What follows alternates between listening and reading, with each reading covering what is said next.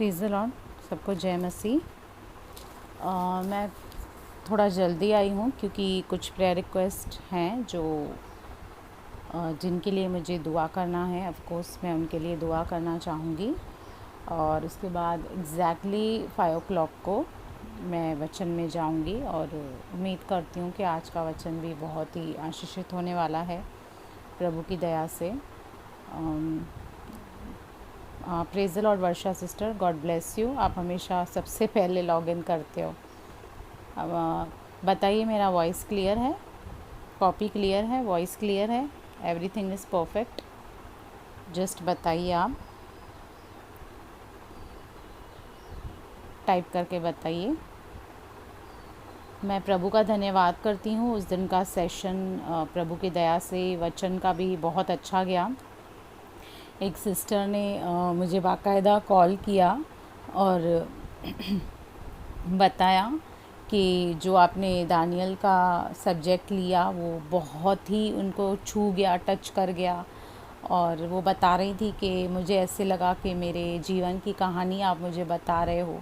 तो मैं प्रभु का धन्यवाद करती हूँ। ऑब्वियसली मैं उन सिस्टर को जानती नहीं हूँ, मैं पहली बार उनसे बात की। काफ़ी एल्डरली लेडी हैं, 50 इयर्स की वो लेडी हैं। प्रभु की दया से वो बहुत प्रेस कर रही थी। सारी महिमा मैं प्रभु को देती हूँ क्योंकि मैं इसके योग्य नहीं हूँ। Praise the Lord Jaya sister, God bless you. मैं चाहती हूँ कि जिन्होंने भी प्रेयर रिक्वेस्ट बाद में कमेंट्स में डाली है, हम उनके लिए प्रेयर करेंगे। और जो अभी जुड़ रहे हैं, मेरे पास अभी 5-10 मिनट हैं, जो अभी जुड़ रहे हैं और चाहते हैं मैं अभी भी उनके लिए दुआ करूँ, वो भी टाइप कर सकते हैं। जैसे जैसे मुझे आपकी नोटिफिकेशन मिलती जाएगी तो मैं प्रेयर करती जाऊंगी। तो समय को न गंवाते हुए, डिसिप्लिन को बरकरार रखते हुए हम चलते हैं दुआओं के सेक्शन में। धन्यवाद पिता परमेश्वर, हम आपका धन्यवाद करते हैं प्रभु आज के दिन के लिए। प्रभु जिसको कि आपने बनाया है आपकी ओर से आशीषित है। आज का वचन आपकी ओर से है, आपकी ओर से आशीषित है। प्रभु पवित्र आत्मा हमारे साथ है और पवित्र आत्मा आपकी सारी मनसा को जानता है। प्रभु आपका वचन किस रीति से है, प्रभु आपकी गूढ़ बातें कैसी है, ये सब कुछ पवित्र आत्मा जानता है। प्रभु हम दुआएं और प्रार्थनाएं करते हैं उन लोगों के लिए जिन्होंने लास्ट सेशन में प्रभु अपनी प्रेयर रिक्वेस्ट डाली थी। प्रभु हम उनके सबके नाम लेकर आपसे दुआ और प्रार्थना करते हैं। प्रभु हम सलीम अकबर के लिए दुआ करते हैं, हम प्रार्थना करते हैं उनके बिज़नेस के लिए। प्रभु जो भी उनका पेपर बिज़नेस है पिता परमेश्वर, उसे आप फ्लरिश कीजिए, उसे एस्टैब्लिश कीजिए प्रभु यीशु के नाम से। पिता प्रभु हम अनीता गुप्ता के लिए मांगते हैं। प्रभु उन्होंने लिखा था कि बिज़नेस के लिए दुआ करें, प्रार्थना करें। प्रभु जिस तरह से प्रभु आपने पतरस के बिज़नेस को ब्लेस किया, प्रभु इतना फ्लरिश किया कि प्रभु उसे अपने दोस्तों को बुलाना पड़ा और अपनी आशीषें उनके साथ शेयर करनी पड़ी। ऐसे ही प्रभु उनके बिज़नेस को ब्लेस कर, मल्टीप्लाई कर प्रभु। और पिता परमेश्वर हम सनी डाबरा के लिए मांगते हैं प्रभु, जिनकी सिस्टर के लिए हम दुआ करते हैं प्रभु कि वो जल्द से जल्द प्रभु विश्वास में आए। मेरे परमेश्वर पिता, पूरा घराना मिलकर आपकी महिमा करे प्रभु। प्रभु हम प्रमोद के लिए मांगते हैं प्रभु, उनकी जो भी इच्छाएं हैं प्रभु, जो भी प्रभु उनकी दुआएं हैं, प्रार्थनाएं हैं प्रभु, वो आप सुन लीजिए प्रभु। और लूसी की मम्मी के लिए दुआ करते हैं, उनकी मम्मी को शरीर में जो भी निर्बलता है, दुर्बलता है, पूर्ण रीति से दूर हो जाए प्रभु यीशु के नाम से। पिता हमारी बहन जया के लिए प्रभु, उनके हस्बैंड के लिए, उनकी घर में शांति के लिए और वचन की गहराई में जाने के लिए पवित्र आत्मा आपसे सहायता और मदद कीजिए प्रभु। और प्रभु उनके पूरे घराने को आशीष कर और अपनी महिमा के लिए इस्तेमाल कर प्रभु। जितने भी ऑनलाइन बैठे हैं मैं उनके लिए दुआ और प्रार्थना करती हूँ प्रभु, जो भूख और प्यास लेकर आपकी वाणी को सुनने आए हैं प्रभु। वो मुझे सुनने या मुझे देखने नहीं आए प्रभु, लेकिन आपकी वाणी को सुनने आए हैं प्रभु। मैं चाहती हूँ आप उन सबको ब्लेस कीजिए प्रभु, आज के वचन को आशीष कीजिए। और भी प्रभु जो भाई बहन हैं जिन्होंने किसी भी कारणवश अपनी विनती और दुआ को नहीं रख पाए हैं प्रभु, मैं दुआ और प्रार्थना करती हूँ उनकी उन विनतियों पर भी कान लगा प्रभु, उन पर दया कर, उन पर करुणा कर प्रभु, ताकि आपकी इच्छा, आपकी योजना जो हमारे लिए भली है, मन भावती है, जो कि प्रभु अच्छाई की है और अंत में हमारी आशा को पूरा करने वाले परमेश्वर आप हैं प्रभु। उनके जीवनों में भी आप अपनी रहमतें, आप अपनी बरकतें बरकरार रखें मेरे परमेश्वर पिता। आगे की वचन को प्रभु, जैसे कि आप हमें प्रार्थना के विषय में परमेश्वर पिता सिखा रहे हैं प्रभु, तो आज दुआ प्रार्थना करती हूँ प्रभु, हमारी बहन हन्ना से हम आज सीखने पाएँ प्रभु कि किस रीति से हमें आपसे दुआ करनी है, हमें किस रीति से प्रभु इन दुखों के क्षणों में, प्रभु इन कठिनाई के क्षणों में अपने आप को शून्य करना है प्रभु, और कैसे प्रभु एक शैम्यूएल पाना है, एक शैम्यूएल जैसी आशीष प्रभु, जो प्रभु सचमुच हमारे लिए बहुत ही आशीष का कारण बना प्रभु। हमारे लिए दुआ करें प्रभु, हमारे लिए आप प्रभु अनुग्रह करें, आप हम पर करुणा करें प्रभु, और प्रभु हमें ऐसे ही दुआ करने वाला मन दें प्रभु, ताकि हम दूसरों के लिए आशीष का कारण बने। सारा आदर, सारी महिमा, हर एक बात की हम आपको देते हैं आपके पुत्र प्रभु यीशु के नाम से, आमीन आमीन। Praise the Lord. आप सभी का स्वागत है, जय मसीह। आइए हम वचन में जाते हैं। जैसे पिछले समय मैंने आपको दानियल के विषय में सिखाया था कि कैसे दानियल ने अद्भुत रीति से प्रार्थना की और परमेश्वर ने प्रार्थना को सुना, वैसे ही आज हम हन्ना के विषय में देखेंगे। आप सब ने बहुत बार हन्ना के विषय पढ़ा होगा, शायद बहुत सारे प्रचार सुने होंगे, लेकिन मैं आपको कुछ आज अद्भुत बताने जा रही हूँ। हालेलुया। तो मैं आपको बताना चाहती हूँ कि हम निकालेंगे पहला शैम्यूएल, पहला अध्याय, और उसकी मैं आपको स्टोरी बताऊँगी, क्योंकि पूरा अध्याय हम पढ़ने बैठेंगे तो समय बहुत चला जाएगा। तो मैं आपको शॉर्ट में बताना चाहती हूँ कि एप्रेम के पहाड़ी देश में एक नगर का निवासी जिसका नाम था एलकाना, उसकी पत्नी का नाम था हन्ना, उससे 2 स्त्रियां थी। पुराने समय में ये अलाउड था कि एक से ज़्यादा पत्नी लोग रख सकते थे। नए नियम में ये बिल्कुल अलाउड नहीं है, मैं आपको क्लियर करना चाहती हूँ, तो बाइबल को प्लीज़ मिसअंडरस्टूड मत कीजिए। पुराने समय में जैसे हम देखते हैं कि राजा सुलेमान की भी कई रानियाँ थी, दाऊद राजा की भी बहुत सारी रानियां थी, वैसे पुराने नियम में अलाउड था कि एक से ज़्यादा पत्नियां या रखेलें वो रख सकते थे। तो एलकाना नाम का जो पुरुष था, उसकी पत्नी थी हन्ना, और उसकी एक और पत्नी थी जिसका नाम था पनीना। ओके, अब उसने दूसरी शादी संभव रीति से इसलिए की थी क्योंकि उसकी पहली पत्नी जो थी हन्ना, जिससे वो बहुत प्यार करता था, वो बांझ थी, यानी कि उसकी कोई संतान नहीं थी। तो इसके लिए कई बार क्या होता है, जब हमारे जीवन में हमें ब्लेसिंग नहीं मिलती है या हमारे जीवन में हमें कोई आशीष नहीं मिलती है, तो अक्सर हम अपनी बुद्धि का सहारा लेते हैं। इंस्टेड ऑफ हम परमेश्वर के ऊपर डिपेंड रहना चाहिए उन बातों के लिए, पर हम अपनी बुद्धि का सहारा लेते हैं। कुछ ऐसा ही एलकाना ने किया। जब उसने देखा कि मेरी पहली पत्नी, जिससे वो बहुत प्रेम करता था, फिर भी जब उसको उसमें से बच्चा नहीं हुआ, तो चीज़ों को उसने अपने हाथ में लिया और अपने तरीके से उसे सॉल्व करने की कोशिश की। कोई बात नहीं, परमेश्वर इसमें इंटरफेयर नहीं करता है, कहता है कि तुम्हें अपने तरीके से चलना है, नो प्रॉब्लम, तुम अपने तरीके से चल लो। पर हुआ क्या, वो पनीना से उसने शादी की इस उद्देश्य से कि अब मुझे बच्चे होंगे इसमें से, और वाकई उसको बच्चे हुए। लेकिन हुआ क्या कि उसका जो प्यार था वो हन्ना के लिए बहुत था। हन्ना उसकी प्रिय थी, पनीना प्रिय नहीं थी, वो एक मजबूरी थी, लेकिन हन्ना उसकी प्रिय थी, लेकिन उसको कुछ भी संतान नहीं थी, वो बांझ थी। और यहाँ पर लिखा है, अगर जी आप पढ़ोगे पहला शमूएल पहले का 5, वहाँ पे लिखा है, क्योंकि यहोवा ने उसकी कोख को बंद कर रखा था।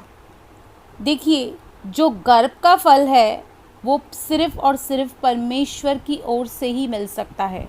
न कोई साइंस आपको दे सकती है, न कोई डॉक्टर आपको दे सकता है, न आपका नॉलेज आपको दे सकता है। ये जो बच्चे हैं ना, ये गिफ्ट हैं हमें परमेश्वर की ओर से, और ये सिर्फ़ और सिर्फ परमेश्वर ही हमें मुहैया करवाता है। परमेश्वर ने उसकी कोख बंद करके रखी थी, उसकी पीछे परमेश्वर की बहुत बड़ी प्लानिंग थी। अगर जे आज आपके जीवन में कुछ ऐसा है जो आपको लगता है कि मेरी प्रार्थना का उत्तर नहीं आ रहा है, तो ये समझ लीजिए परमेश्वर की वाणी आपके पास आ रही है। परमेश्वर आपको कह रहा है कि बेटा, मेरी बेटी, मैंने तेरे लाइफ में ये चीज़ इसलिए रुका के रखी है क्योंकि परमेश्वर की बहुत बड़ी प्लानिंग थी। एक अद्भुत बच्चा आने वाला था, और जो अद्भुत बच्चे होते हैं वो साधारण तरीके से कभी नहीं आते हैं, ये सोच लेना। क्योंकि जितना भी, अगर आप बाइबल की हिस्ट्री देखेंगे आपको ये पता चलेगा कि जितनी भी बांझ औरतें थी बाइबल में, जब उनको बच्चे हुए, जब परमेश्वर की इच्छा से उनको बच्चे हुए, तो वो बच्चे अद्भुत हुए, उन्होंने बड़े बड़े काम किए, वो बच्चे नॉर्मल नहीं हुए। तो कभी भी याद रखना, जब परमेश्वर की प्लानिंग काम करती है ना, तो फिर नॉर्मल कुछ नहीं होता है, उसमें कुछ सुपर नेचुरल होने वाला होता है। इसलिए आपकी जो भी प्रॉब्लम है, मैं नहीं जानती आपकी क्या प्रॉब्लम है, बट मैं इतना समझ सकती हूँ कि आज हर किसी के जीवन में कुछ ना कुछ प्रॉब्लम है, कठिनाई है, समस्या है। तो ये सोच लीजिए, ऐसे मत सोचिए कि परमेश्वर ने ये चीज़ मेरे लिए क्यों रोक के रखी है। यहाँ पे उसकी कोख परमेश्वर ने बंद की थी, किसी मनुष्य ने नहीं। परमेश्वर ने खुद एक स्पेशल प्लानिंग के तहत उसकी कोख को बंद करके रखा था। आइए हम उसी स्टोरी पे जाते हैं, मैं इस टॉपिक से भटकना नहीं चाहती हूँ। तो अब देखो, पनीना जो थी वो उसको रात दिन चिढ़ाती रहती थी और उसको ये जताती थी कि देख तू श्रापित है, क्योंकि उस समय जो माहौल था इज़राइल का वो इस रीति से था कि अगर जी किसको बच्चे नहीं होते थे ना, जिस लेडी को, उसका वो जीना हराम कर देते थे। वो कहते थे कि कुछ तो भी इस लेडी के जीवन में गड़बड़ है, तभी ये इस श्राप के नीचे, अगर जी ये लेडी सही होती ना तो उसको बच्चों की आशीष होती, इसको बच्चों की आशीष नहीं है ना, मतलब कुछ तो गुप्त पाप इसके जीवन में है, या कुछ तो गड़बड़ी इतनी बड़ी इसके कोई जीवन में है, और उससे श्रापित कहा जाता था बाकायदा। और आप में से बहुत सारी लेडीज़ बैठी हैं यहाँ पे, मैं जानती हूँ। और लेडीज़, एक लेडी को जब बच्चा नहीं होता है तो वो दर्द क्या होता है ये कभी जेंट्स समझ नहीं पाते हैं। ये एक लेडी को ही पता चलता है, जब लोग उनको ताना मारते हैं, जब संसार के लोग उनको तुच्छ समझते हैं। ऐसा ही कुछ इस बेचारी के साथ हुआ। पनीना जो है वो उसको तुच्छ जानने लगी, और वो क्या कर रही थी हम देखेंगे, 6 वचन पढ़ेंगे। परंतु उसकी सौत इस कारण से कि यहोवा ने उसकी कोख बंद कर रखी थी, उससे अत्यंत चिढ़ाकर कुड़ाती रहती थी। मतलब रोज़ उसको टॉर्चर करती थी, रोज़ उसको नीचा दिखाती थी, रोज़ उसको चिढ़ाती थी कि तू एक श्रापित औरत है, परमेश्वर ने तेरी कोख बंद करके रखी है, और मुझे देख परमेश्वर ने कितना आशीष किया है, मुझे इतने सारे बच्चे दिए हैं, लेकिन तुझे एक भी बच्चा नहीं है। सोचिए कितना बड़ा दुख उसके जीवन में होगा, कैसी चोटें उसके हृदय पर लगी होगी, कैसे वो रोज़ इन बातों से स्ट्रगल करती होगी। कई बार ऐसे होता है, जब दूसरे लोगों के पास आशीषें रहती हैं और हमारे पास वो आशीष नहीं रहती है, तो लोग हमें तुच्छ समझते हैं, हमें नीचा दिखाते हैं। उनको लगता है कि वो बहुत ही बड़े धर्मी हैं और हम सबसे बड़े पापी हैं, इसलिए हमारे जीवन में ये प्रॉब्लम्स हैं। हालेलुया। लेकिन हन्ना ने अपनी इस दुख को, अपनी इस चोट को उसने बहाना नहीं बनाया, उसने कुछ किया। और हमें उससे सीखना है कि उसने क्या किया। वो चुप नहीं रही, वो अपनी उन चोटों को लेकर बिखर नहीं गई, टूट नहीं गई, लेकिन उसने ये जाना कि ये सब मेरे जीवन में जो हो रहा है इसका एक सॉल्यूशन है, एक परमेश्वर है जो मुझे इन सारी कठिनाइयों, दुखों में से, निराशाओं में से मुझे वो निकाल सकता है। हालेलुया। आगे पढ़ते हैं। वह तो प्रतिवर्ष ऐसा ही करता था, और जब हन्ना यहोवा के भवन को जाती थी तब पनीना उसको चिढ़ाती थी। देखिए, एक बार नहीं, 2 बार यहाँ पे लिखा है कि वो बार बार उसको मॉक करती थी, उसको चिढ़ाती थी कि तू तुच्छ है, तू श्रापित है, तेरे पास बच्चे नहीं हैं, तू यहोवा की मारी हुई है, यहोवा ने तुझे मतलब आशीष नहीं दी है, there is something wrong in your life, कुछ सीक्रेट पाप तू करती है, इसके लिए तेरे साथ ऐसा हो रहा है। और पनीना ही क्यों, वहाँ की तो सारी सोसाइटी उसको तुच्छ समझती थी, क्योंकि उस वक्त ऐसा किया जाता था लेडीज़ के साथ। आज भी हम देखते हैं कि अगर जो कोई लेडी है उसको 10-12 साल से बच्चे नहीं हैं, तो हम समझते हैं कि कैसे लोग उनको ताना मारते हैं, कैसे उसको सुना के जाते हैं। मतलब उसके दुख में उसको हम आशा नहीं देते हैं, उसको हियाव नहीं बंधाते, लेकिन हम उसे और नीचा करते हैं। और ये बहुत ही दुखदायक है, क्योंकि मैं खुद, जब मेरा बच्चा मुझे काफ़ी सालों के बाद हुआ है प्रभु यीशु मसीह की दया से, और जब मेरा 2 अबॉर्शन हुआ, तब मुझे भी बहुत लोग, हमारे अपने ही, कोई पराए नहीं, अपने लोग, रिश्तेदार, सोसाइटी वाले हमेशा ये कहते थे, आप तो दूसरों के लिए प्रार्थनाएं करते हो, आपको बच्चा क्यों नहीं हो रहा है, आपके साथ ऐसे क्यों नहीं हो रहा है। ये बहुत ही दुखदायक और डिप्रेसिंग सिचुएशन रहती है। लेकिन ऐसे सिचुएशन में क्या होता है मैं आपको बताना चाहती हूँ। यहाँ तो बहुत लोग संभल जाते हैं या बहुत लोग बिखर जाते हैं। पर आज हम हन्ना से सीखेंगे कि हन्ना की जो लाइफ थी, it was full of challenges. पूरे उसके लाइफ में रोज़ उसको ताने मिलते थे, रोज़ उसको ये सुनने मिलता था कि तू एक तुच्छ औरत है, तू एक श्रापित औरत है, तेरे जीवन में कुछ है ऐसा, तेरे जीवन में ऐसे गुप्त पाप हैं जिसकी वजह से परमेश्वर ने तेरी कोख बंद करके रखी है। लेकिन उसने क्या किया, इसलिए वह रोती और खाना न खाती थी। मैंने बोला ना, उस औरत की जीवन, उसके हृदय पे कैसी चोटें लगी थी कि वो बिल्कुल अपने लाइफ में हताश हो चुकी थी, निराश हो चुकी थी, टोटली डिस्करेज हो चुकी थी, यहाँ तक कि वो रोती थी और खाना भी नहीं खाती थी। इसलिए उसके पति एल्काना ने उससे कहा, हालांकि उससे पति उसका बहुत प्यार करता था, पनीना से उससे कोई लगाव नहीं था, लेकिन हन्ना से वो बहुत प्यार करता था। उससे कहा, हे हन्ना, तू क्यों रोती है और खाना क्यों नहीं खाती है और तेरा मन क्यों उदास है? क्या तेरे लिए मैं 10 बेटों से भी अच्छा नहीं हूँ? वो बहुत अच्छा पति था, मैं इस बात में बिल्कुल एग्री करूँगी। उसको ये आश्वासन दे रहा है कि तू चिंता नहीं कर, मैं 10 बेटों से भी तेरे लिए ज़्यादा हूँ, मैं तुझे इस हद तक प्यार करता हूँ। लेकिन कई बार क्या होता है कि भले हस्बैंड कितना भी अंडरस्टैंडिंग हो, लविंग हो, लेकिन जो उसके दिल की हालत थी वो नहीं समझ पा रहा था। उसकी क्या ज़रूरत थी वो अंडरस्टैंड नहीं कर पा रहा था। फिर क्या हुआ, तब हन्ना चुप नहीं बैठी। उसने क्या किया, तब शीलो में खाने और पीने के बाद हन्ना उठी।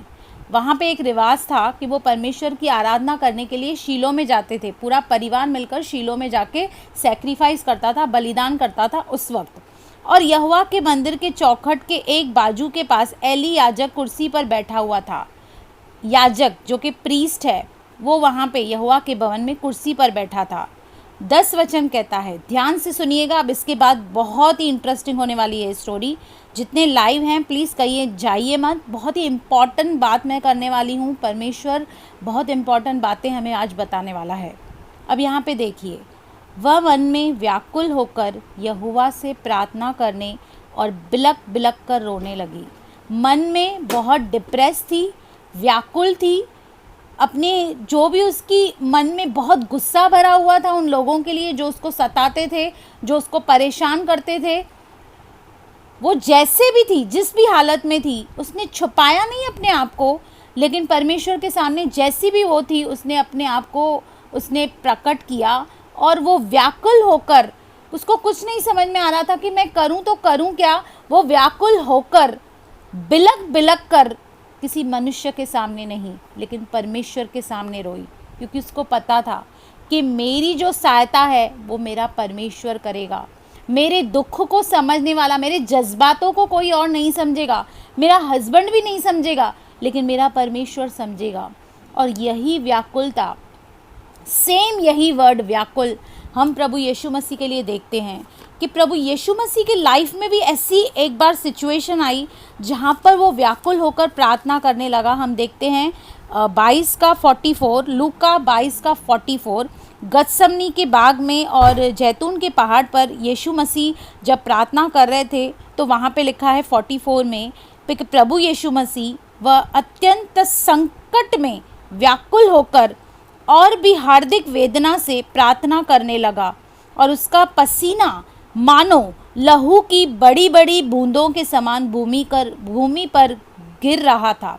जब प्रभु यीशु मसीह को ये मिशन अपना कंप्लीट करना था, क्रूस पर जाना था, सेम यही वेदना जैसे हन्ना व्याकुल थी, सेम टू सेम यही वेदना हम यीशु मसीह के बारे में देखते हैं कि वो भी उस वक्त व्याकुल हुआ।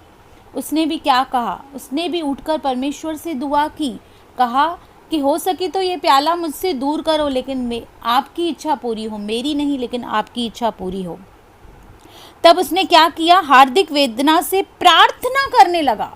अगर आप किसी वेदना में हो, व्याकुल हो, कुछ नहीं समझ में आ रहा है, लाइफ में कुछ सॉल्यूशन दिख ही नहीं रहा है, यहाँ वहाँ मत जाओ, अपने घुटने टेको और परमेश्वर से प्रार्थना करो। जब स्वयं प्रभु यीशु मसीह जो कि खुद साक्षात परमेश्वर है, जब वो अपनी उस कठिन परिस्थितियों में प्रार्थना कर रहा है, तो हमें और आपको कितनी और प्रार्थना करनी चाहिए यदि हमारे जीवन में ऐसी कुछ बातें हैं, समस्याएं हैं जिनका हमारे पास कोई समाधान नहीं है। हालेलुया। वह संकट में व्याकुल होकर और भी हार्दिक वेदना से प्रार्थना करने लगा, और इस हद तक वो व्याकुल था कि उसका पसीना लहू के जैसे बहने लगा। और साइंस ये बताती है, जब इंसान ओवर स्ट्रेस्ड हो जाता है, जब एक हद से बाहर वो टेंशन में चला जाता है, तो उसका जो पसीना है वो लहू के समान टपकने लगता है। सोचिए, आपके और मेरे जीवन में तो अभी तक ऐसी कोई यातना नहीं आई, अभी तक कोई भी ऐसी बड़ी प्रॉब्लम नहीं आई कि हमारा पसीना लहू के जैसे बहने लगे। लेकिन फिर भी क्या हुआ, यीशु मसीह ने परमेश्वर की इच्छा को पूरा किया ना। उसने प्रार्थना की। हम व्याकुलता में होकर क्या करते हैं, हम इधर उधर भागते हैं, पास्टरों के पास भागते हैं, ये मेरे लिए प्रार्थना करे, मुझे भविष्यवाणी दे, ये प्रॉफिट मुझे कुछ बताए। कुछ नहीं होगा। परमेश्वर के सामने जाके अपनी व्याकुलता को जाहिर करो। चाहे आपके मन में किसी के लिए गुस्सा भी है ना, जैसे इसके मन में पनीना के लिए बहुत गुस्सा था, द्वेष भावना थी, लेकिन उसने परमेश्वर से छिपाया नहीं। प्रार्थना वही है, चाहे आपके दिल में जो भी उठता है, चाहे अच्छा उठता है चाहे खराब उठता है, किसी के लिए गुस्सा भी उठता है, आप परमेश्वर के आगे अपनी हर एक फीलिंग्स को जाहिर कर सकते हैं। लोग आपको जज कर सकते हैं, कंडेम कर सकते हैं, लेकिन परमेश्वर आपको जज नहीं करेगा। क्योंकि वैसे भी देखिए, हमारे मनों की जो स्थिति है, हम लोगों से तो छिपा सकते हैं, लेकिन परमेश्वर से हम नहीं छिपा सकते। परमेश्वर को मालूम है ये बाहर से इतने अच्छे अच्छे शब्द बोल रही है, इसके दिल में किसी के लिए बैर है, इसके दिल में किसी के लिए जलन है, इसके दिल में किसी के लिए कुछ गुस्से की भावना है। उसने बिना कुछ परवाह करते हुए उस व्याकुलता में होकर बिलक बिलक कर रोने लगी। आपको पता है, कभी कभी इतना इंसान टूट जाता है, इतना दुखी हो जाता है कि उसके मुंह से शब्द भी नहीं निकल पाते हैं। आपके लाइफ में ऐसे हुआ है? मेरी लाइफ में बहुत बार ऐसे हुआ है। मेरे लाइफ में ऐसी सिचुएशन आई है जहाँ पे एक शब्द भी मेरे मुंह से नहीं निकला है, लेकिन मैं सिर्फ परमेश्वर के सामने रोई हूँ, मैं सिर्फ परमेश्वर के सामने चुप करके बैठी हूँ। ये भी एक प्रार्थना है। ये मत समझिए कि सिर्फ बोलना ही प्रार्थना है। अपने हृदय का हाल परमेश्वर के सामने रखना भी तो एक प्रार्थना ही है ना। वो हमारा पिता है, हम उसके बच्चे हैं, हम उससे कुछ नहीं छुपा सकते हैं। ज़रूरी नहीं है कि हम हर बार धन्यवाद लेकर उसके पास आएँ।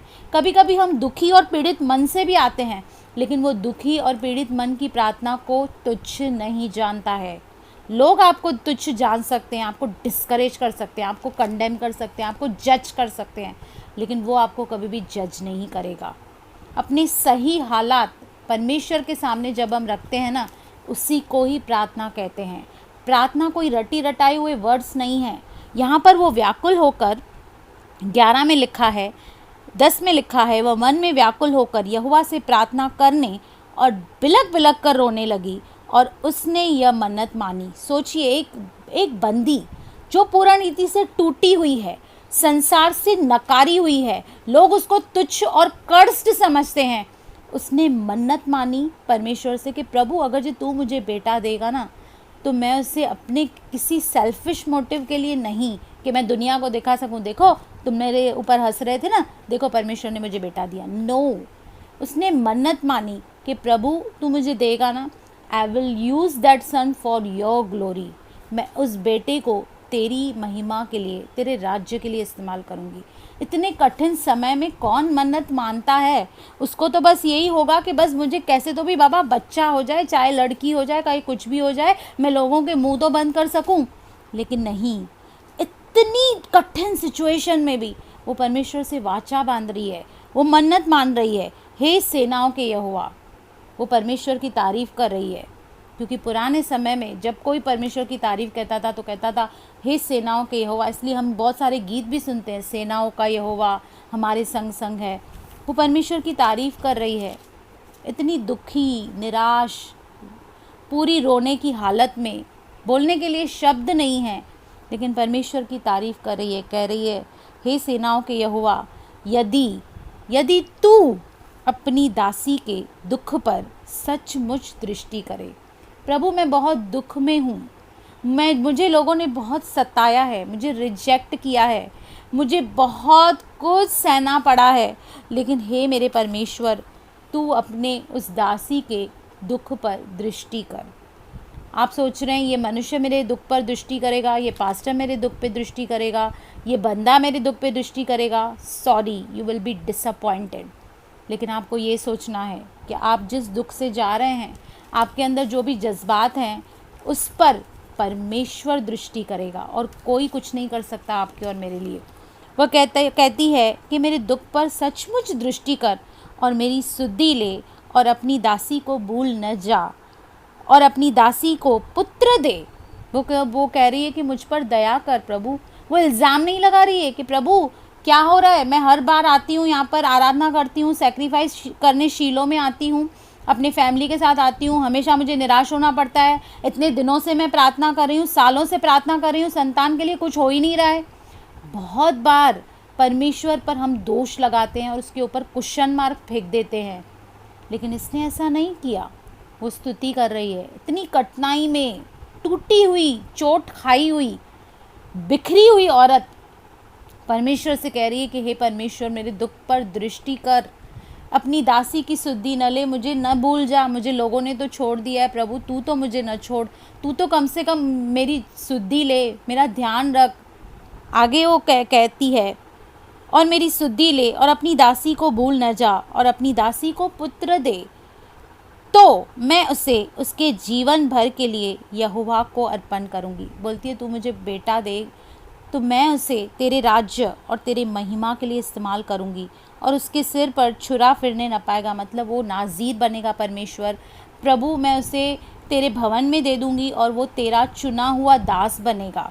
इतनी बड़ी प्रतिज्ञा बच्चा मिलने से पहले ही वो कर देती है। आपको आज आपकी प्रार्थनाओं का उत्तर आ जाए तो आज आप क्या मन्नत मानते हैं? आप प्रभु को क्या देंगे? आप उस चीज़ से क्या करेंगे? क्या आप लोगों का मुंह बंद करेंगे और ख़ुद को दिखाएंगे कि देखो भाई मेरी प्रार्थना सुनी गई, या फिर उससे आप परमेश्वर की महिमा के लिए इस्तेमाल करेंगे? ये आज आपको तय करना है। प्रार्थना का मतलब है अपने दिलों को, चाहे हमारे अंदर नेगेटिव फीलिंग्स हो, पॉजिटिव फीलिंग्स हो, दिलों को खोलकर एक धारा के समान परमेश्वर के सामने उंडेल देना ही प्रार्थना है। और आज हम हन्ना से यही सीख रहे हैं कि वो यहाँ पे हिपोक्रेट नहीं बन रही है, यहाँ पे दोगली नहीं बन रही है, लेकिन जो भी उसके दिल का हाल है उसने खुलकर परमेश्वर के सामने रखा है। आगे हम देखेंगे, जब वह यहोवा के सामने ऐसी प्रार्थना कर रही थी तब एली, जो कि यहाँ वहाँ का पास्टर था, उसके मुंह की ओर ताक रहा था। हन्ना मन ही मन कह रही थी, उसके होठ तो हिलते थे परंतु उसका शब्द न सुन पड़ता था। इतने दुखी स्टेज में थी कि उसके शब्द तक नहीं निकल रहे थे, सिर्फ उसके होठ हिल रहे थे। पर उसकी उस मन की वेदना को एली नहीं समझ पा रहा था, लेकिन वो परमेश्वर सब कुछ समझ रहा था। उसके दिल के हाल को वो सही रीति से जान रहा था। आज शायद आप एक्सपेक्ट कर रहे होंगे कि ये भाई, ये बहन मेरे हाल को समझे, लेकिन मैं आपको बताना चाहूँगी कि उस हाल को कोई नहीं समझ पाएगा। सिर्फ परमेश्वर ही उस हाल को समझेगा भी और परमेश्वर ही उस बात का सोल्यूशन भी देगा आपको। हालेलुया। आगे वो उसको जज करने लगा। वो कहने लगा कि ये औरत शायद नशे में है, क्योंकि उस वक्त भी जो उसके दोनों बेटे थे, आपको पता है कि वो दोनों बेटे सही नहीं थे और ऐसे गलत काम वो करते थे, और वहाँ पे भी ऐसे कुछ लोग थे जो गलत रीति से मंदिर में आ जाते थे। तो उसको लगा ये कोई नशा पी करके, दाखमधु पी के आई है। तब वो कहती है 16 में, अपनी दासी को ओछी स्त्री न जान, जो कुछ मैंने अब तक कहा है वह बहुत ही शोकित होने और चिढ़ाई जाने के कारण कहा है। अभी देखिए इसकी ईमानदारी, देखिए इसकी मन की सच्चाई देखिए। हम अगर जो ऐसे प्रार्थना करें और पास्टर हमें से पूछे कि आप क्यों ऐसे प्रार्थना करें, तो हम बोलेंगे नहीं पास्टर जी ऐसे ही कुछ मुझे प्रार्थना करनी थी। हम कभी उसको रीज़न नहीं बताएंगे, लेकिन इस बंदी ने परवाह नहीं की, उसको खुला बता दिया कि ये जो मेरी हालत है ना, वो इसलिए कि मैं चिढ़ाई गई हूँ, मैं रिजेक्ट की गई हूँ, मैं शोकित हूँ अंदर से, और मैं अपनी शोक की भावना खुले रीति से परमेश्वर के सामने मैं प्रदर्शित कर रही हूँ। एक सच्चाई, इसके अंदर कोई भी दोगलापन नहीं था, कोई भी हिपोक्रेसी नहीं थी। वो क्लियर उसे कह रही है कि मैं इसलिए कर रही हूँ। हम तो अक्सर ऐसी बातें छिपाते हैं, अगर किसी के लिए हमारे मन में कुछ होगा भी ना तो भी हम यही दिखाएंगे कि नहीं नहीं हम तो बहुत अच्छे हैं, हम तो किसी से भी कुछ बुरा नहीं करते, किसी के लिए गुस्सा नहीं करते। लेकिन इसकी सच्चाई देखिए, वो उसको कह रही है कि मैं आज जिस हालत में इसलिए हूँ क्योंकि मैं एक शोकित और चिढ़ाई जाने वाली औरत हूँ और मैं बहुत निराशा में यहाँ पर आई हूँ। तब एली ने उससे कहा, एली समझ गया कि ये जो लेडी है ये एकदम अपनी सच्चाई पर खड़ी है और उसको पता चल गया कि यहोवा ने इसकी प्रार्थना को सुना है। तो उसने कहा, कुशल से चली जा, इज़राइल का परमेश्वर तुझे मन चाहा वर दे। मैं तुझे कुछ नहीं दे सकता, मैं भले ही यहाँ का याजक हूँ, मैं यहाँ पे पास्टर हूँ, मैं एल्डर हूँ, लेकिन मैं तुझे कुछ नहीं दे सकता। वो जो इज़राइल का परमेश्वर है, जो न तो सोता है, न तो ऊँघता है, न तो कभी किसी को त्यागता है, वह तुझे ब्लेस करेगा। और वो कह रहा है कि वह तुझे मन चाहा वर देगा। जो तू आज चाह रही है ना, जो भी तूने आज अपनी विनती की है ना, आज वो तेरी विनती को सुनेगा। उसने कहा, तेरी दासी तेरी दृष्टि के अनुसार पाए। तब वह स्त्री चली गई और खाना खाया और उसका मुंह फिर कभी उदास न हुआ। अभी तक बच्चा हाथ में आया नहीं है, गौर कीजिए इस बात को। अभी तक आशीष मिली नहीं है, लेकिन वो इतना रिलैक्स हो गई, इतनी फ्री हो गई अपनी वो प्रार्थना करके और परमेश्वर के सामने अपने दुख को प्रदर्शित करके, कि फिर उसके बाद उसके मुंह पर कभी उदासी नहीं छाई हुई। कभी भी किसी ने उसको निराश नहीं देखा, कभी भी किसी ने उसको उदास नहीं देखा, लेकिन वो हमेशा आनंद में रही। हम जब परमेश्वर के सामने जो भी हमारी वेदना है, जो भी हमारी बातें हैं, जब खुलकर हम परमेश्वर के सामने रखेंगे ना, तो हम भी अपने जीवन में कभी उदास नहीं होंगे। क्योंकि भाई पौलुस भी हमें कहते हैं कि तुम आनंदित रहो, सदा आनंदित रहो, प्रभु में सदा आनंदित रहो। तो यहाँ हम देख रहे हैं कि फिर उसके बाद वो उदास नहीं हुई, क्योंकि उसने निश्चय जाना कि प्रभु ने मुझे प्रतिज्ञा दी है, उसके दास ने मुझे कन्फर्मेशन दी है, बेटा मेरे पास आने वाला है। और वो कोई ऑर्डिनरी बेटा नहीं आने वाला था, एक्स्ट्रा ऑर्डिनरी बच्चा जिसका नाम शैम्यूएल था, वो उसकी कोख में आने वाला था। और मैं आपको ये बताना चाहती हूँ कि जो शैम्यूएल, जो उसका बेटा था, वो जब 7 और 8 साल का था, सोचिए 7 और 8 साल का बच्चा होता ही कितना है, 7-8 साल के बच्चे के साथ परमेश्वर ने उसको आवाज़ देकर बात की। ऐसा बच्चा जगत में आने वाला था। हालेलुया। कोई ऑर्डिनरी बच्चा नहीं, एकदम सुपर नेचुरल बच्चा आने वाला था। और उसने परमेश्वर से मांगा भी क्या कि प्रभु तू मुझे ये आशीष देगा, ये बच्चा मैं तुझे अर्पण कर दूंगी, ये बच्चा तेरे राज्य के लिए काम करेगा, तेरी महिमा करेगा। क्या आज आपको प्रभु इतनी बड़ी आशीष दे दे तो आप उसे कैसे परमेश्वर के राज्य के लिए इस्तेमाल करेंगे? ये आपको और मुझे सोचना है। हालेलुया। तब आगे ऐसे ही हुआ, जब आप आगे पढ़ेंगे तो आपको पता चलेगा कि शमूएल का जन्म हुआ और जैसे जैसे उससे प्रतिज्ञा की गई थी उस वैसा ही उसके साथ उसके जीवन में हुआ। उसके सब दुख दूर हो गए और परमेश्वर ने एक अद्भुत बच्चे से उसे ब्लेस किया। पर उसके बाद भी वो चुप नहीं रही, वो आई और अपना प्रॉमिस उसने पूरा किया। हम अगर जे इसका फर्स्ट चैप्टर का अगर 28 पढ़ेंगे, 27 पढ़ेंगे तो वह लिखा है, यह वही बालक है जिसके लिए मैंने प्रार्थना की थी और यहोवा ने मुझे मुंह मांगा वर दिया। जैसे मैंने सोचा था, जैसे मैंने चाहा था, मुझे ठीक हूबहू वैसा ही बच्चा मेरे यहोवा ने मुझे दिया। हालेलुया। और आगे वो कहती है, इसलिए मैं भी उसे यहोवा को अर्पण कर देती हूँ। परमेश्वर ने मेरे जीवन में प्रॉमिस पूरा किया, अब मेरी बारी है कि जो मन्नत मैंने मानी है मैं उसको अब पूरा करूँगी और इस बच्चे को मैं यहोवा के भवन में अर्पित कर दूँगी कि यह अपने जीवन भर यहोवा ही का बना रहे। मैं चाहती हूँ कि जो बच्चा मुझे परमेश्वर ने दिया है वो परमेश्वर की महिमा के लिए इस्तेमाल हो और जीवन भर वो परमेश्वर में बना रहे। हालेलुया। आप सोच रहे हो एक औरत जिसको इतने टाइम के बाद बेटा हुआ, क्या आप सोचते हो कि अपने जिगर के टुकड़े को कैसे उसने निकाल के दिया होगा, कैसे उस मंदिर में आके उस एली के आगे सौंपा होगा? ये आसान नहीं था उसके लिए, लेकिन उसे पता था कि परमेश्वर ने दिया है और मुझे भी अपना प्रॉमिस परमेश्वर के साथ फुलफ़िल करना है। आपने जो भी मन्नत किसी भी बात के लिए मानी है, तो आप उस मन्नत को ज़रूर पूरा करें। हालेलुया। क्योंकि मैं आपको बताना चाहती हूँ कि इसके बाद भी उसको और भी बच्चे हुए। परमेश्वर ने यहाँ तक उसको सीमित नहीं रखा, लेकिन इसके बाद भी और भी बच्चे हुए और उसकी फैमिली कंप्लीट हुई। हालेलुया। और बच्चे मिलने के बाद, इतनी बड़ी गवाही होने के बाद वो क्या कर रही है, हम चैप्टर 2 देखेंगे। उसकी प्रार्थना बहुत बड़ी है, हो सकता है जितनी होगी मैं आज कंप्लीट करूँगी, नहीं तो आपको नेक्स्ट सेशन में मैं बताऊँगी। अब देखिए, वो उससे भवन में देकर गई, अपने प्रॉमिस के अनुसार, अपने उस मन्नत के अनुसार उसको भवन में दे के गई। और वहाँ पर उसने वही यहोवा को दंडवत किया और उसके बाद वो फिर से प्रार्थना कर रही है। प्रॉमिस कंप्लीट हो गई, मन्नत पूरी हो गई, लेकिन फिर से परमेश्वर की प्रशंसा कर रही है। हन्ना का नाम क्यों लिखा गया है? बाइबल में ऐसे ही किसी को शामिल नहीं किया गया है। उनके चरित्र को देखिए, आप उनके एक्शंस को देखिए, उनके जीवन को देखिए कि कैसे अद्भुत रीति से वो परमेश्वर के साथ बने रहे। आगे वो हन्ना की अब प्रार्थना दूसरी देख रहे हैं। पहली प्रार्थना तो हमने देखी कि वो दुखों के साथ थी, वर्ड्स नहीं निकल रहे थे, आंसुओं के साथ थी। लेकिन अब दूसरी प्रार्थना, जब परमेश्वर ने उसे ब्लेस किया, तब उसकी दूसरी प्रार्थना हम देखते हैं। तो यहाँ पर चैप्टर 2 फर्स्ट वर्स कहता है, तब हन्ना ने प्रार्थना करके कहा, मेरा मन यहोवा के कारण मगन है। मेरी लाइफ ख़त्म थी, मेरी लाइफ में दुख थे, मेरे लाइफ में सब कुछ खराब था, लेकिन यहोवा के कारण आज मेरा मन मगन है, क्योंकि उसने मेरी दुआओं को सुना है।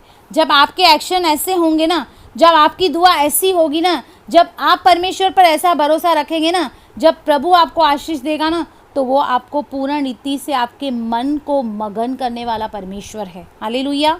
मेरा सिंग यहोवा के कारण ऊंचा हुआ है, क्योंकि मुझे हमेशा अपना कंधा नीचे करके रहना पड़ता था। सब मुझे जज करते थे कि ये औरत श्रापित है, इसको बच्चा नहीं है, ये बांझ है, परमेश्वर ने इसकी कोख को बंद किया है। लेकिन आज देखिए, परमेश्वर ने मेरे सर को कैसा ऊंचा किया है लोगों के सामने।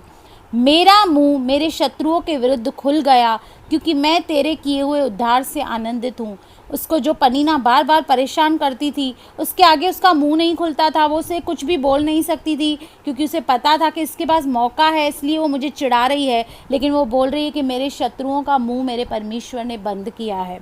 यदि आज आपके कोई शत्रु हैं जो आपको जज करते हैं और कहते हैं कि तुझे प्रभु में मिला क्या है, यीशु मसीह पर प्रार्थना करके, उस पर विश्वास करके तूने क्या पाया है, तो आने वाले समय में उनका मुंह प्रभु बंद करने वाला है। आपको ऐसी आशीषें देने वाला है, आपके जीवन में ऐसे अद्भुत काम करने वाला है कि उनका मुंह बंद होने वाला है। आमीन कहिए और इस बात के लिए रेडी हो जाइए। आगे वो कहती है, यहोवा के तुल्य कोई पवित्र नहीं है। परमेश्वर की प्रशंसा कर रही है। जब भी प्रार्थना करो, परमेश्वर की प्रशंसा करो, बोलो यहोवा के समान कोई पवित्र नहीं है, क्योंकि तुझे छोड़ और कोई है ही नहीं प्रभु, और कोई परमेश्वर है ही नहीं, तू ही साक्षात और जीवता परमेश्वर है। जब भी प्रार्थना करें, सिर्फ मांगे नहीं, ये चाहिए वो चाहिए, अपनी लिस्ट लेके ना बैठें, लेकिन उस खुदावन की महिमा करें, प्रशंसा करें, उसके गुणों का अनुवाद कहें, उसको कहें कि तू पवित्र है, तू महान है, तेरे तुल्य कोई प्रभु नहीं है, तेरे समान कोई ईश्वर नहीं है। आगे वो कहती है, और हमारे परमेश्वर के समान कोई चट्टान नहीं है।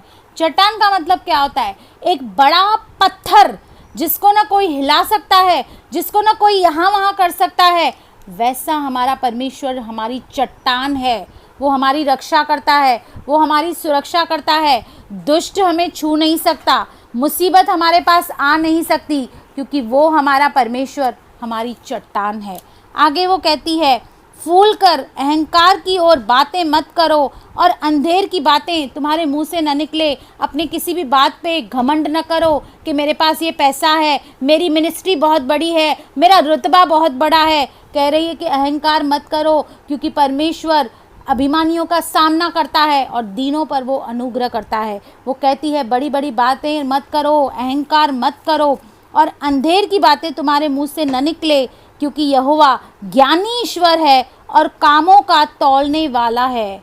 आप किसी भी मनुष्य को उल्लू बना सकते हैं, उसके सामने ढोंग कर सकते हैं, एक्टिंग कर सकते हैं, लेकिन परमेश्वर के आगे किसी की भी एक्टिंग नहीं चलने वाली है। हालेलुया।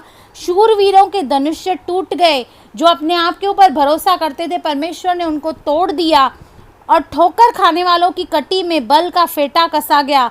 जो पेट भरते थे उन्हें रोटी के लिए मजदूरी करनी पड़ी, जो भूखे थे वो फिर ऐसे न रहे, वरन जो बांझ थी उसके साथ हुए। मतलब प्रभु जो बांझ थी, जो नकारी हुई थी, परमेश्वर ने उसे बच्चे दिए। सिर्फ एक शमूएल नहीं दिया, लेकिन 7 और बच्चे दिए, और उसके जीवन में इतनी बड़ी प्रतिज्ञा को पूरा किया।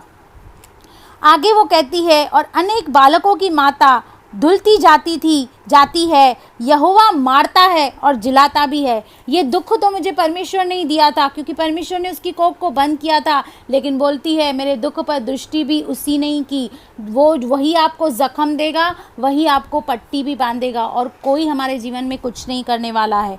कहती है वो मारता है और जिलाता भी है, और अधोलोक में उतारता है और उससे निकालता भी है। यहोवा निर्धन करता है और धनी भी बनाता है। कोई इंसान आपको निर्धन नहीं कर सकता, कोई इंसान आपको धनी नहीं बना सकता, लेकिन परमेश्वर ही है जो एक को बढ़ाता है और दूसरे को कम करता है। आगे कहती है, वह कंगाल को धूली में से उठाता है। ऐसे लोगों को जिनको लोग तुच्छ समझते हैं, जिनको रिजेक्ट करते हैं, जिनको नेगेटिव बातें कहते हैं, परमेश्वर ने संसार के मूर्खों को चुन लिया है ताकि ज्ञानवानों को लज्जित करे। वो कुछ ऐसी बात कह रही कि कंगाल को धूली में से उठाता और दरिद्र को घूरे में से निकाल खड़ा करता है। आज आप कितने भी नीचे क्यों न हो, लोगों ने शायद आपको नकारा होगा, धिक्कारा होगा, आपको तुच्छ जाना होगा, लेकिन वह परमेश्वर आपको धूल में से उठाने वाला मेरा परमेश्वर है। वह कंगाल को धूली में से उठाता है, वह दरिद्र को कचरे में से निकाल कर खड़ा करता है और अपनी महिमा करवाता है। हालेलुया। ताकि उनको अधिपतियों के संग बिठाए, बड़े बड़े लोगों के साथ आपको बिठाएगा और महिमा युक्त सिंहासन के अधिकारी बनाए। आपको बड़ी बड़ी जगहों पे लेके जाएगा, आपको संसार में हर जगह वो इज्जत दिलाएगा, आपको वो रुतबा दिलाएगा, आपको वो सब कुछ दिलाएगा जो आपको इस वक्त नहीं है आपके पास। हालेलुया। क्योंकि पृथ्वी के खंभे यहोवा के हैं और उसने उस पर जगत को धरा है। वह अपने भक्तों के पाँव को संभाले रहेगा। यदि आप उसकी भक्ति करते हैं, उसकी प्रशंसा करते हैं, उसकी आराधना करते हैं, तो वो आपके पाँव को टलने न देगा, लेकिन वो आपके पाँव को संभालेगा। परंतु दुष्ट अंधियारे में चुपचाप पड़ा रहेगा, क्योंकि कोई मनुष्य अपने बल के कारण प्रबल न होगा।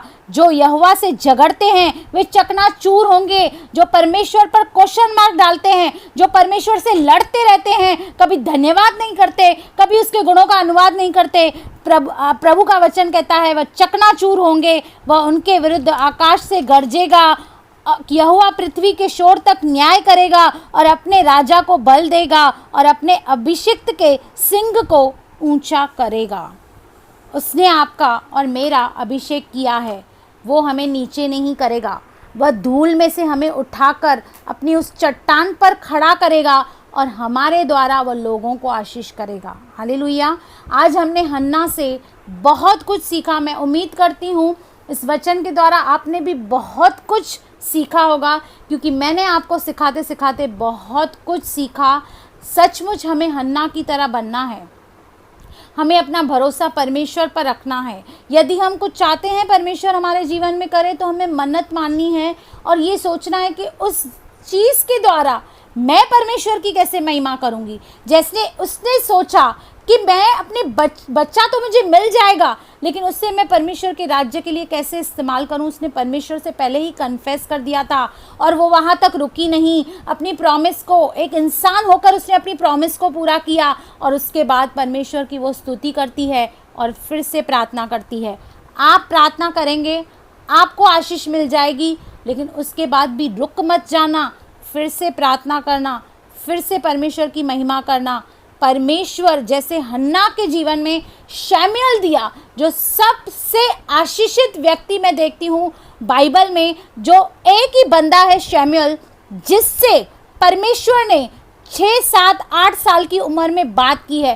कोई और नहीं है, किसी और का आप नाम नहीं देखेंगे बाइबल में। मैं आपको चैलेंज करती हूँ, मैंने बाइबल पूरा पढ़ा है, एक भी ऐसा कोई व्यक्ति नहीं है जिसके साथ परमेश्वर ने 6, 7 साल की उम्र में बात की हो।